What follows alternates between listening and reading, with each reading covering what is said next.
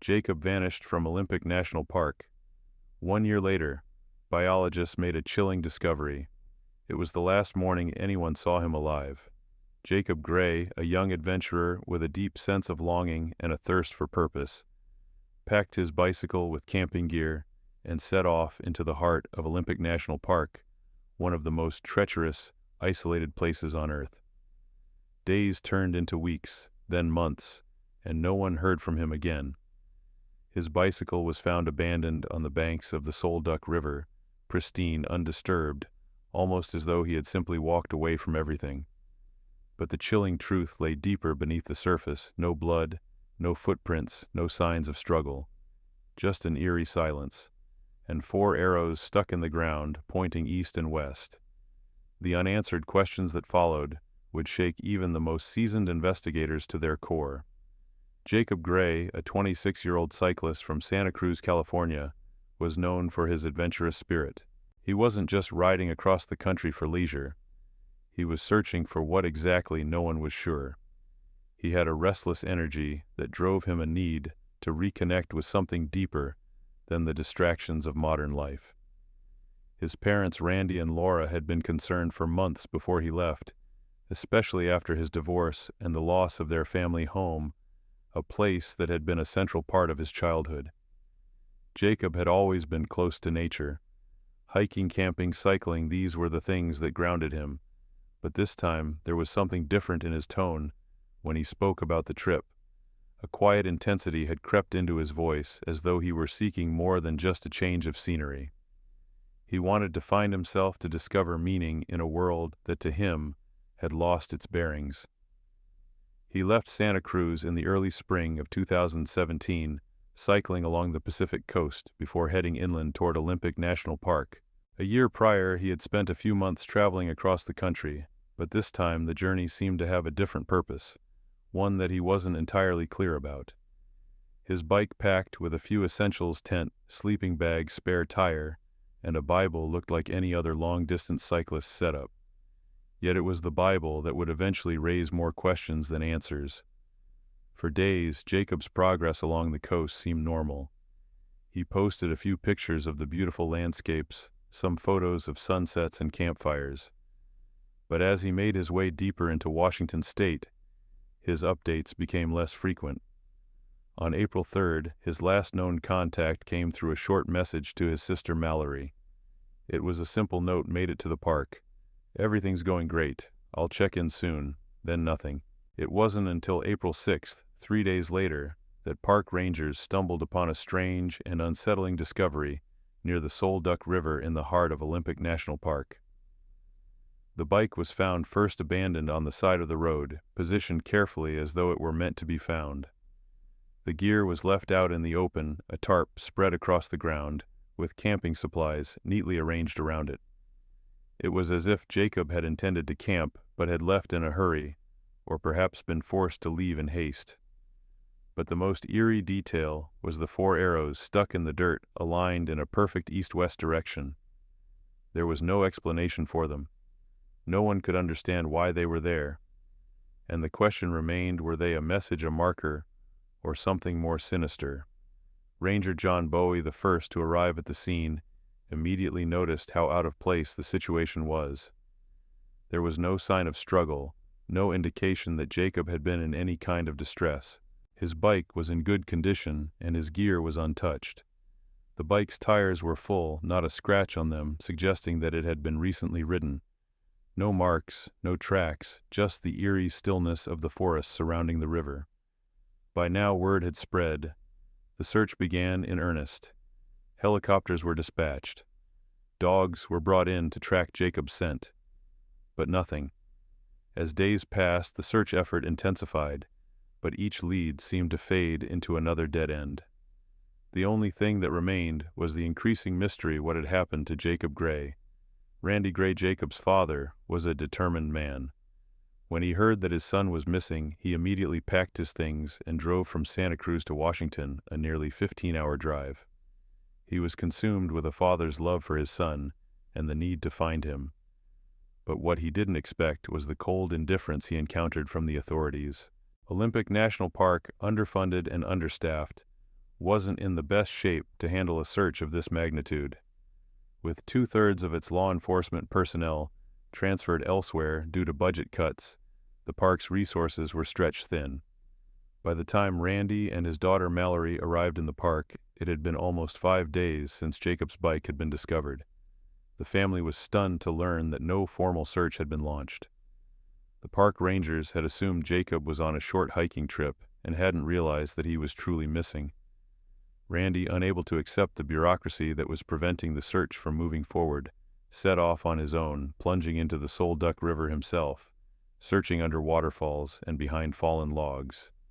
The water was freezing, fed by snowmelt from the Olympic Mountains, and every time he submerged himself, he felt as though his body were slowly shutting down. But he refused to give up. Every log jam, every pool, every crevice in that freezing river could hold the key to his son's whereabouts. As days passed, the search expanded. Volunteers joined in, some from the local community, others who had heard of Jacob's disappearance and wanted to help. Despite the efforts, every lead turned into another frustrating dead end.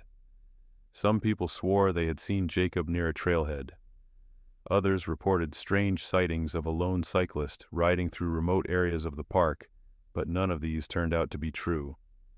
Then a breakthrough on April 8th, Randy's persistence finally led him to a new piece of evidence. A pair of Jacob's running shoes was found near the riverbank, seemingly abandoned in a hurry. This suggested that he had changed from hiking boots to running shoes, a decision that added to the mystery of why he had left everything behind. The only thing left to do was to piece together the puzzle, but the more Randy searched, the more questions surfaced. Why had Jacob gone so far off the beaten path? Why abandon his bike in such a visible location in an area where no one would expect him to stop? And those arrows, what did they mean? Had Jacob left them as a message for someone, or had they been planted by someone else?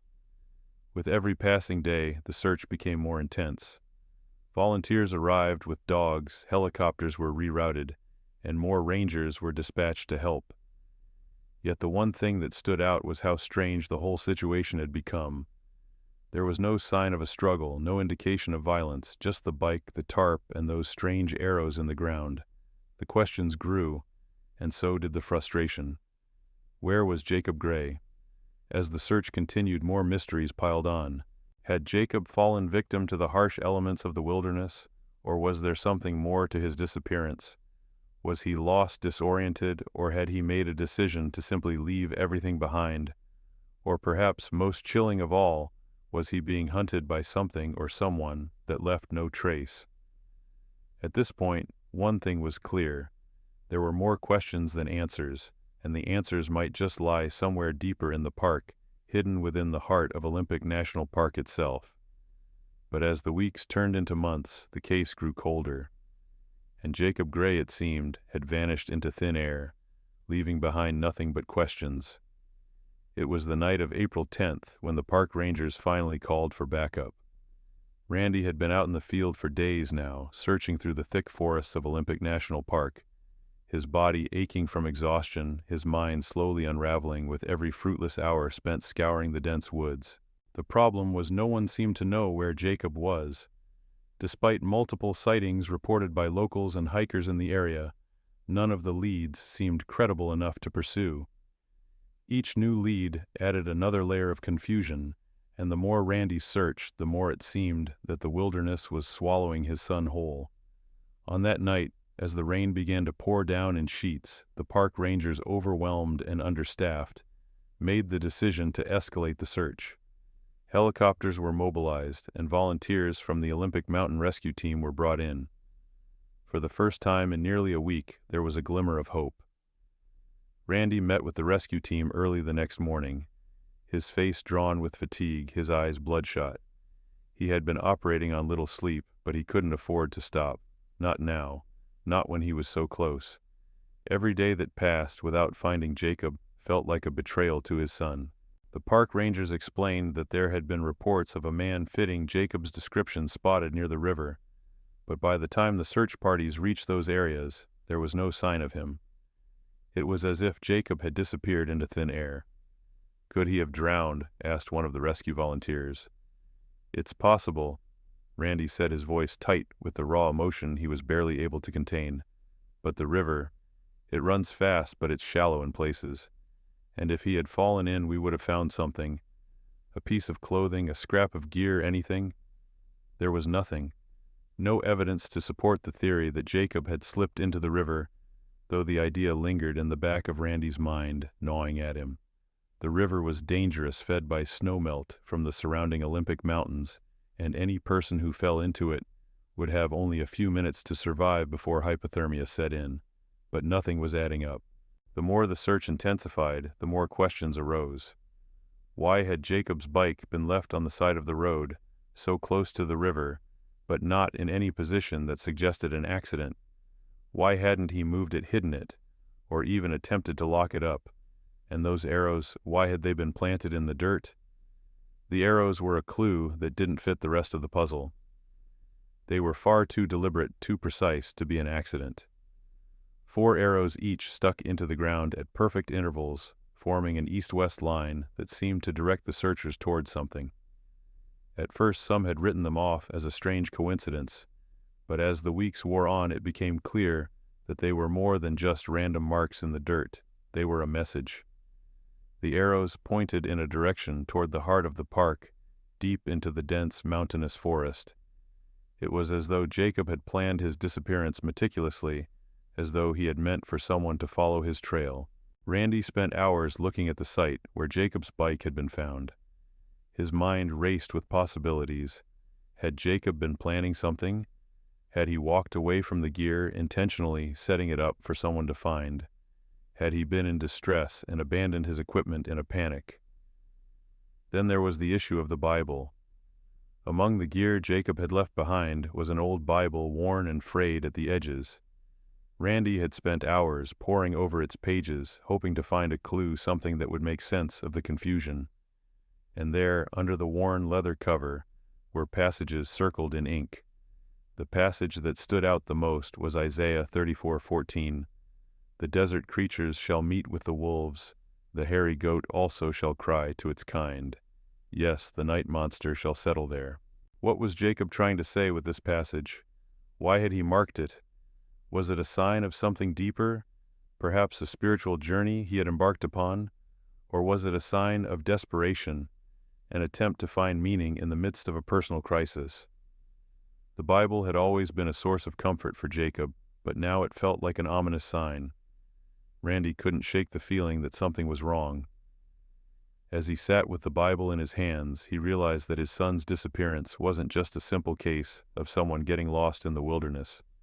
There was more to this story than met the eye. Jacob had been searching for something, and it wasn't just a cross-country bike tour. As days turned into weeks, the search became more desperate. Local news outlets began to cover the story, and soon the case of the missing cyclist gained national attention. But for all the publicity, there was still no sign of Jacob. The only real breakthrough came when a volunteer searcher stumbled across a pair of running shoes, Jacob's size, near the edge of the river. But that too led to more unanswered questions. Why had Jacob been running? Where had he been going? The trail was growing colder. Even the biologists from the local wildlife team, who had been scouring the park for signs of Jacob, could find no more clues. But just as the case was about to go cold, something strange happened. On August 10th, 4 months after Jacob's disappearance, a team of biologists studying marmots near Hull Lake, over 300 feet above sea level, made a discovery that would change everything. As they trekked across the remote ridge, they stumbled upon human remains, Jacob's remains. The location was staggering. Hull Lake was at least 15 miles from where Jacob's bike had been found. And the terrain, especially in April, when Jacob had gone missing, would have been covered in snow, prone to avalanches. There was no logical reason Jacob would have climbed up the mountain instead of following the river down toward safety. The discovery left everyone speechless. How had Jacob ended up on that high-exposed ridge? What had driven him to climb instead of descend? Randy, upon hearing the news, was overwhelmed with emotions. His heart raced as he realized that his search for Jacob had come to a tragic end. His son had been found, but the questions that had plagued him for months now seemed more complex than ever. How had Jacob made it so far from the area where his bike had been abandoned? Why had he climbed towards such a dangerous high-altitude location? The authorities were quick to declare the cause of death as hypothermia, though there were no conclusive signs that Jacob had been disoriented or lost. There was no indication that he had fallen or suffered an accident. In fact, Jacob had been carrying enough gear to survive in the wilderness for an extended period of time. He had food, a cigarette lighter, and insulated clothing, yet somehow he hadn't made it out alive. The more Randy thought about it, the more the pieces of the puzzle seemed to shift. This wasn't a case of someone simply getting lost. Jacob's death, it seemed, was the result of something far more mysterious, something personal. As the investigation continued, Randy was left with a haunting question that would never truly be answered: what had driven his son to disappear into the wilderness? What was Jacob searching for when he set out on that fateful journey? The discovery of Jacob Gray's remains was a devastating blow, but for Randy, the questions did not stop there. He had spent months combing through the dense wilderness of Olympic National Park, piecing together the sparse clues in a desperate attempt to understand what had happened to his son. And now, with Jacob's body found in a place no one had ever thought to search, the mystery had deepened. The biologists who discovered the remains near Hull Lake couldn't explain how Jacob had ended up so far from where his bike had been found, nor why he had climbed to such a dangerous location in the first place. There were no signs of injury, no clear reason for his death, other than the obvious hypothermia. But why, when he had the equipment to survive, had Jacob chosen to perish alone on that remote ridge? Randy spent the days following the discovery in a haze of grief and confusion. He couldn't shake the nagging feeling that something was off. Jacob hadn't just wandered into the mountains. He had deliberately moved toward something. The more Randy thought about it, the more he realized how much of Jacob's life had been a search for something deeper, a search for meaning, for answers. The Bible had been an essential part of Jacob's journey, and Randy had spent hours poring over its pages after his disappearance. The passages that Jacob had circled seemed to hint at a deeper struggle, a spiritual quest that Randy hadn't fully understood. Isaiah 34:14, the verse about desert creatures and night monsters, had felt like a cryptic message, a warning perhaps, or a sign that Jacob was battling something within himself. The possibility that Jacob had gone into the wilderness not only to escape, but to confront something personal, a crisis of faith or identity, began to take shape in Randy's mind. He had always suspected that Jacob's mental state was fragile after the divorce and the loss of the family home. But now it seemed that his son might have been looking for something far beyond the physical world. As the investigation moved forward, new evidence continued to surface. A few miles downstream from where Jacob's bike had been found, a team of divers discovered some of Jacob's belongings: running shoes, a jacket, a backpack, but none of these items were enough to explain his disappearance. They had been left behind hastily, as if Jacob had made a conscious decision to walk away from everything he knew. The more Randy thought about Jacob's actions in the days leading up to his disappearance, the more unsettling the situation became. Had Jacob intentionally set up a trail for someone to follow, or was it simply the result of his confusion and desperation? The arrows in the ground seemed too deliberate to ignore, yet no one had been able to interpret their meaning. The clues were scattered like fragments of a puzzle that didn't quite fit together, but Randy was determined to solve it. He went back to the Soul Duck River, where Jacob's bike had been found, and retraced his son's steps as best as he could. The water was still cold, the rocks slippery with moss, but Randy was relentless. He knew there was something he had missed, something that could provide the key to understanding his son's final days. The hours spent searching felt like years, but then a breakthrough. Randy discovered a small, almost invisible path, leading off the main trail, hidden beneath the thick undergrowth. It was the kind of trail that most people would miss, the kind of trail that might only be noticed by someone who had a specific destination in mind. As he walked down the path, Randy's heart pounded. He was convinced that this was where Jacob had gone, this narrow, treacherous route that no one had thought to follow. The trail led him further into the wilderness, deeper into the heart of the park.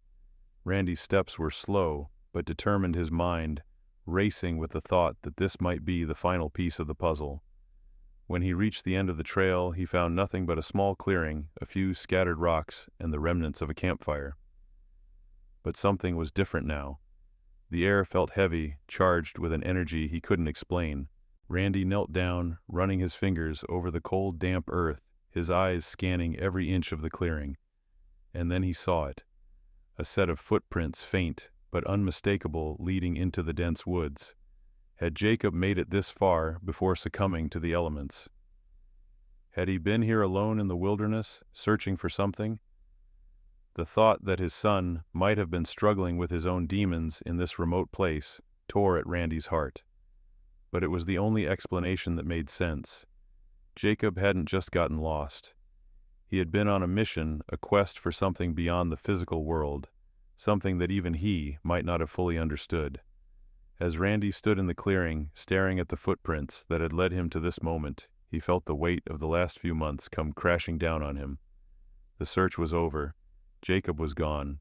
But the mystery of why he had disappeared, why he had ventured so far into the wilderness, would remain unsolved for the rest of Randy's life.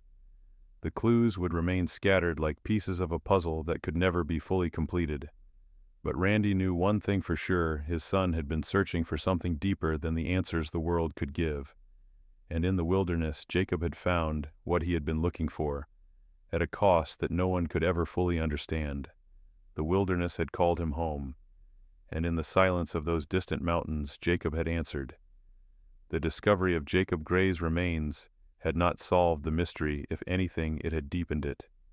What had driven him to climb to that remote ridge, miles away from where his bike had been abandoned? What had been going through his mind in the final moments of his life? These questions gnawed at Randy as he returned home, the echoes of his son's disappearance haunting him at every turn. Back in Santa Cruz, Randy pored over every detail of Jacob's journey, his journals, his photos, the messages he had sent. He was determined to uncover something that might finally explain why Jacob had ventured so far from safety, why he had chosen the path that led to his death. But the answers remained elusive. Each clue seemed to raise more questions. Randy's obsession with finding the truth was not just about understanding Jacob's death, it was about understanding his son. Jacob had always been a complex individual. He had been passionate about cycling, but there was more to him than that. A deep sense of restlessness had always been present, even before the divorce, before the loss of their home. Jacob had always been searching for something, and it seemed that the journey he began in April 2017 was the culmination of that search. But what had Jacob truly been searching for? Was it redemption? Was it meaning? Or had he simply been trying to escape? Randy spent hours revisiting the photos Jacob had taken during his journey, and one image stood out to him. It was a photo of a sunset over the ocean, taken just days before Jacob entered the park. There was something in Jacob's expression, something quiet, almost contemplative. It was as if in that moment he had found peace, or at least a fleeting sense of it. The photograph, simple as it seemed, told Randy something he hadn't considered before. Jacob hadn't been looking for an escape. He had been looking for a connection to something beyond the world. He knew, something bigger than himself. It was a feeling Randy hadn't been able to fully grasp until now, but he realized that his son had been on a spiritual journey, one that had led him to the heart of Olympic National Park, seeking answers to questions that had plagued him for years. In the months following Jacob's death, Randy couldn't let go of the 4 arrows found near his son's abandoned bike. They had always bothered him. The arrows were too deliberate, too intentional to be a coincidence. He had seen them as a clue, but a clue to what? Why had Jacob left them there? Randy began researching arrow symbolism and found something that shocked him.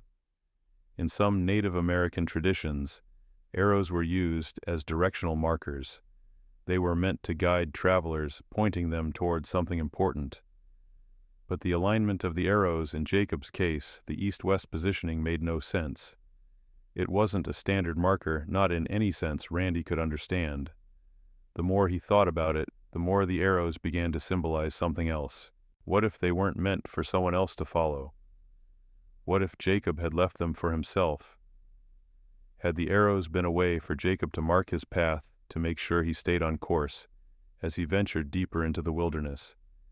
Had he known that he might never return, that he was choosing a path that would ultimately lead to his end? In the quiet of his home, Randy began to think more deeply about the spiritual nature of Jacob's journey. The Bible, the markings on the pages, the arrows, it all pointed to a young man searching for meaning. Jacob's struggle with his identity, his purpose, his place in the world, had never been fully understood by those around him. Randy had seen the signs, but he hadn't truly seen them for what they were. The passage Jacob had circled in the Bible: "The desert creatures shall meet with the wolves, the hairy goat also shall cry to its kind. Yes, the night monster shall settle," there was a haunting image. It spoke of wilderness, of creatures both dark and wild. Had Jacob been confronting something within himself? Had he been facing a darkness he could no longer run from? Randy now believed that the journey was not about finding an external answer. It was about finding peace with himself, even if that peace came at a devastating price. The weeks after the discovery of Jacob's body were filled with a deep sorrow that Randy could not escape. He had spent years trying to be the best father he could, but in the end, he had failed to understand the depth of his son's struggle. The search, the long hours spent combing the park, the questioning, none of it had prepared him for the ultimate truth. Jacob had been searching for meaning, for an answer to the emptiness he felt inside. And in his search he had found something, a revelation perhaps, or an understanding that had led him up that mountain, far beyond the reach of civilization, to a place of final solitude. Randy couldn't blame his son for what had happened. He couldn't hold him responsible for choosing the wilderness over the safety of home. In the end, Jacob had made a choice. He had chosen to face whatever it was that had haunted him, and in that choice he had found something that for a brief moment had given him peace. The investigation into Jacob's disappearance would never truly come to an end. There would always be questions that could never be fully answered. But for Randy, there was one thing he was sure of. Jacob had not been lost. He had simply found a place to rest, a place where he could confront the darkness within himself and ultimately make peace with it. In the silence of the wilderness, Jacob Gray had found what he was looking for, and in the end it was enough. The days following the discovery of Jacob's remains were a blur for Randy.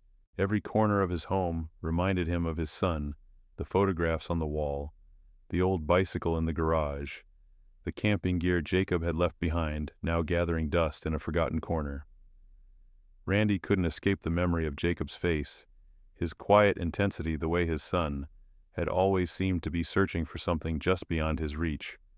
In the months since Jacob's death, he had come to realize that his son's disappearance had not been a simple accident. It was a journey of self-discovery that had ended in the most tragic way possible.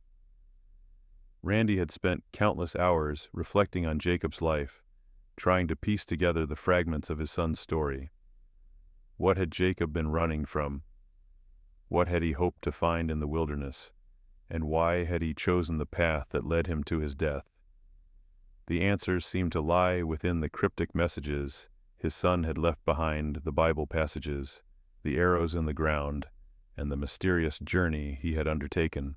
In the quiet solitude of his home, Randy found himself rereading Jacob's journal entries, hoping to uncover something he had missed during the search. One entry stood out, a passage Jacob had written just a few days before entering Olympic National Park. It read, "I'm leaving everything behind. This world has become too much, too loud. I need to be alone to find some peace. I can't keep pretending everything is fine when I don't even know what I'm looking for. Maybe I'll find it out there. Maybe I won't." Randy's heart sank as he read the words, each one like a punch to the gut. Jacob had known. He had known that something was missing, something vital, and he had thought that the wilderness could provide the answer. The forest, the mountains, the solitude, it had all called to him in a way that nothing else had. But what had Jacob hoped to find out there? Peace, redemption, a sense of purpose. The more Randy thought about it, the more he realized that Jacob's journey had never been about escaping. It had been about confronting something deep inside of him, something he couldn't face in the world he had left behind. Jacob had chosen the wilderness because it was a place where the noise of the world could be silenced, where he could hear his own thoughts without distraction. But it was also a place of immense isolation where the darkness within could be overwhelming. As Randy sat with the journal in his hands, he couldn't shake the feeling that he had missed something important. There were pieces of Jacob's journey that he hadn't fully understood, things he had overlooked in his desperate search for answers. But now, as he read through the words Jacob had written, it became clear Jacob hadn't been lost. He had been found by himself, by the wilderness, by the truth he had been searching for. The finality of it hit Randy like a tidal wave. Jacob had been on a quest for peace, but the journey had taken him to a place where he could no longer return. The mountain had given him what he needed, an end to the questions and escape from the pain. But it had also taken him from Randy, from his family, from the life that he had left behind. And now the wilderness had kept him. Randy's grief was a constant companion, but it was tempered by a new understanding, a bittersweet realization that Jacob's search had been more than just a physical journey. It had been a search for meaning, for something greater than the life he had known. And in the end, Jacob had found it, even if it had come at the cost of everything he had ever known. Randy began to think about the 4 arrows that had been found near Jacob's bike, still trying to make sense of them. The arrows had never seemed like a simple marker. They were too precise, too deliberate. They had been meant for someone or something. But as the days passed, Randy came to believe that the arrows were not meant for anyone else at all. They were meant for Jacob, a guide to help him find the path he needed to take. Perhaps Jacob had planted them in the ground as a symbol and outward expression of the inner journey he had been on. The east-west direction they pointed to was not arbitrary. It was the path Jacob had chosen to follow, a path that would lead him deeper into the wilderness and ultimately to his final resting place. As the seasons changed, Randy began to accept that the answers to his questions might never come. He would never fully understand why Jacob had chosen the path he did, nor would he ever be able to make sense of the cryptic clues his son had left behind. But Randy knew one thing: Jacob had been searching for peace, for a way to reconcile the inner turmoil that had consumed him. And in the wilderness he had found it. The search for Jacob Gray had ended, but the search for meaning continued.